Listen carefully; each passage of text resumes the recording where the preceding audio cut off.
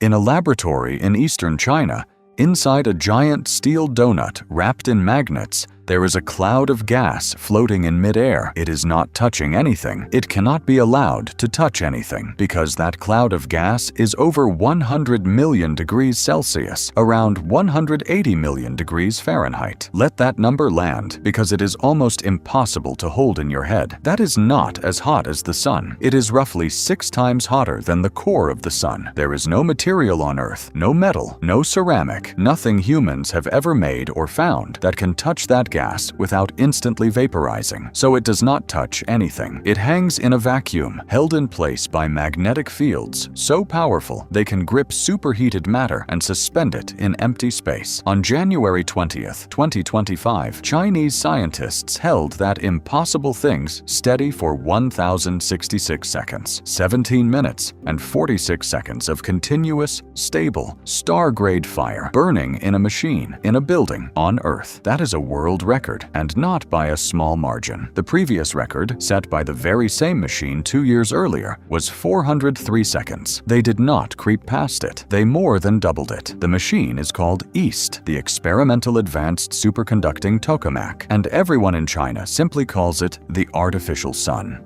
because that is exactly what it is trying to be. It is an attempt to recreate, inside a box, the same reaction that powers the sun and every star in the universe, and then to use it to generate electricity, not for 100 years. Now, if it works, and that is a genuine if, one we are going to be completely honest about, it would mean essentially limitless clean power, fueled by an element you can extract from seawater, producing no carbon and no long-lived radioactive waste, with no possibility of a meltdown. It is, without exaggeration, the single biggest prize in energy. Humanity has been chasing it for 70 years, and for most of those 70 years, the joke was that fusion is always 30 years away, and almost nobody in the West registered that a Chinese machine just took the world record for holding a star in a bottle. Today, we are going to walk through exactly what this machine is, why fusion is so absurdly hard that it broke 70 years of scientists' hearts, what that 1,066 seconds actually proves, and, crucially, what it does not, because there is a big and important catch. By the end, you will understand why this record matters enormously, why it is not the finish line, and why the race to build the first star on Earth may already have a new frontrunner. Before we get into it, if you enjoy videos like this, hit the like button right now. These take a serious amount of research and time to put together, and every like pushes this video out to more people who would love it. Subscribe as well, so you never miss what we cover next. Let's get into it. To understand why a machine holding hot gas for 17 minutes is a big deal, you first have to understand what fusion is and why it is the most valuable and most stubborn goal in the history of energy. There are 2 ways to get energy out of atoms. The one we already use is fission, splitting heavy atoms apart. That is what every nuclear power plant on Earth does today, and it works. But it comes with baggage, long-lived radioactive waste that has to be stored for thousands of years, and the risk, however small, of a serious accident. Fusion is the opposite. Instead of splitting heavy atoms, you slam light atoms together so hard they merge into a heavier one, and that merging releases an enormous amount of energy. This is not a theory. It is the most proven process in the universe. It is what makes the sun shine. Every star you have ever seen in the night sky is a fusion reactor, and has been for billions of years. And the advantages, if you can pull it off on Earth, are almost absurdly good. The fuel is hydrogen, specifically forms of hydrogen you can pull from ordinary water, which means the ocean is essentially an infinite fuel tank. It produces no carbon emissions at all. It generates only small amounts of short-lived radioactive material, nothing like the millennia-long waste problem of fission, and it physically cannot melt down because a fusion reaction is so hard to sustain that the instant anything goes wrong, the reaction simply stops. It is the dream energy source, limitless, clean, and safe. So why don't we have it? Because the sun cheats. The sun achieves achieves fusion using something we cannot replicate: crushing gravity. The Sun is so unimaginably massive that its own weight squeezes its core to pressures that force atoms together. We have no way to build gravity like that on Earth, so if you cannot use pressure, you have to compensate with heat, vastly more heat. That is why a fusion machine on Earth has to reach temperatures many times hotter than the center of the Sun itself, over 100 million degrees. And that creates a problem that sounds like a riddle. How do you hold something that hot when it would instantly destroy any container you put it in? For 70 years, that question has humbled the smartest people alive, which is exactly the problem the machine in Hefei was built to solve. The solution is one of the most elegant ideas in physics, and it starts with a fact about superheated matter. When you heat a gas to those extreme temperatures, it stops being a gas at all. The atoms get torn apart into their component pieces,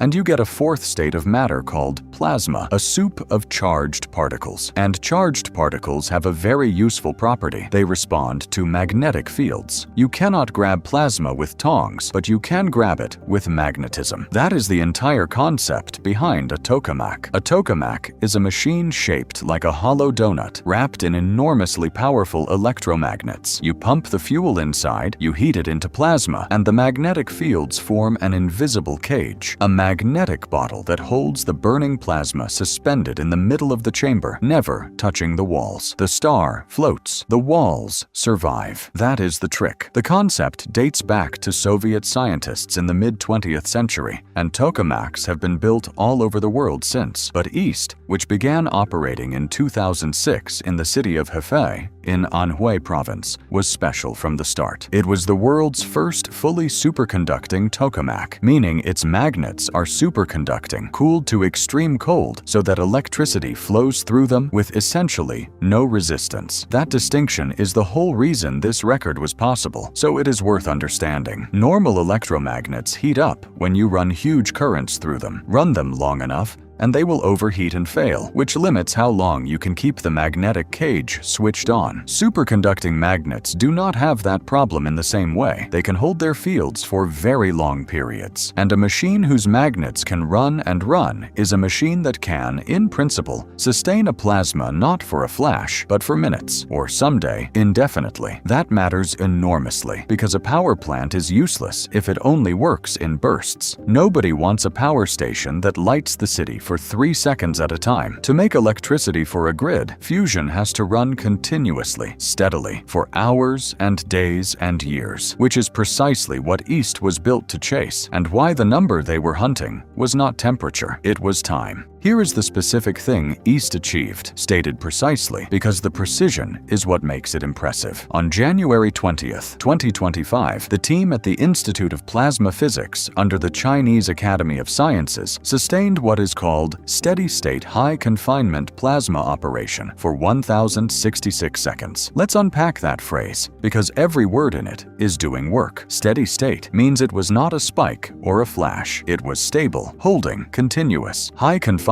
often called H-mode, is critical. It is a particular superior mode of operation in which the plasma is well-behaved and tightly held, dramatically better at retaining heat than the sloppy alternative. And H-mode is not a nice-to-have. It is the mode that actual future fusion power plants are expected to run in. So this was not just holding hot gas, it was holding hot gas in exactly the difficult, high-performance state a real reactor would need. And they held it for 1,066 seconds, nearly 18 minutes. The previous world record was 403 seconds, set by this same machine in 2023. Before that, the numbers were far smaller. The jump from 403 to 1,066 is not an incremental improvement. It is more than doubling the world's best result in a field where progress is usually measured in painful, hard-won slivers. The director of the institute described the significance in stark terms. This was, he said, the first time humanity had simulated the conditions necessary for operating a fusion reactor in an experimental setting, not conditions like a reactor. Conditions, for one. Getting there was not magic. mistake. It was grinding engineering. The team rebuilt and upgraded the machine's systems, roughly doubling the power of its heating system, and improved the components that face the plasma, because when you run a star for 18 minutes instead of 7, everything inside that chamber has to survive 18 minutes of standing next to a star. Every subsystem had to be made tougher, smarter, and more stable. So the record is real, it is significant, and it was hard-won. But now comes the part that a lot of coverage of this story leaves out, and leaving it out is exactly how you end up misleading people. So let's be straight about what this did not do. Here is the honest reality check, and it matters, because a story like this is only worth telling if you tell it accurately. East did not generate electricity. Not a single watt reached a grid. It is a research machine, an experimental platform, not a power plant, and it was never designed to be one. Its job is to teach us how to control plasma, not to make power. More importantly, this was a duration record, not an energy record. The holy grail of fusion is often called net energy gain, or ignition. The moment a fusion reaction produces more energy than you had to pump in to create it. Until you cross that line, you are running an extremely expensive heater. And East's 1,066 seconds, remarkable as it is,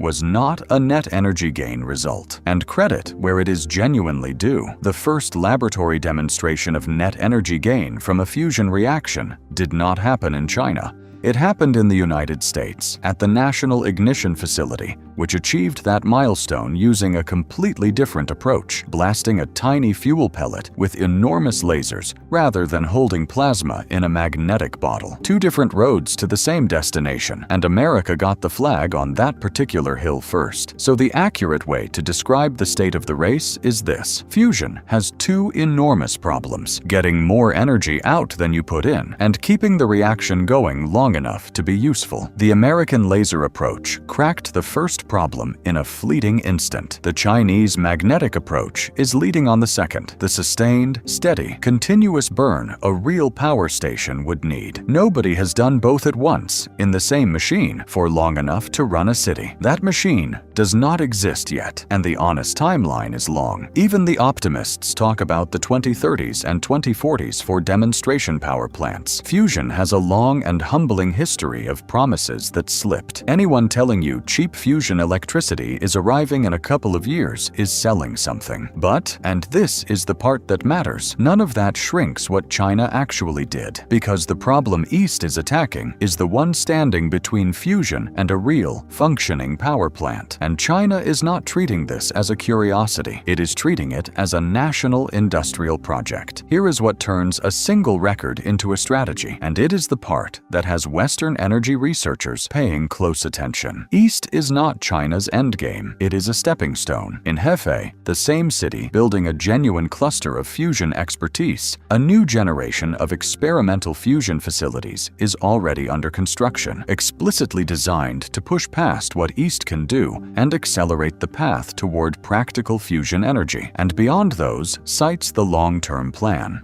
A full fusion engineering test reactor, a machine intended to bridge the gap between an experiment and an actual power-producing plant. So this is a ladder, deliberately built, rung by rung. East proves you can hold the plasma. The next generation of machines pushes toward burning plasma and real power output. The one after that aims to look like an actual power station. It is the same methodical staircase approach you see in Chinese space and infrastructure programs.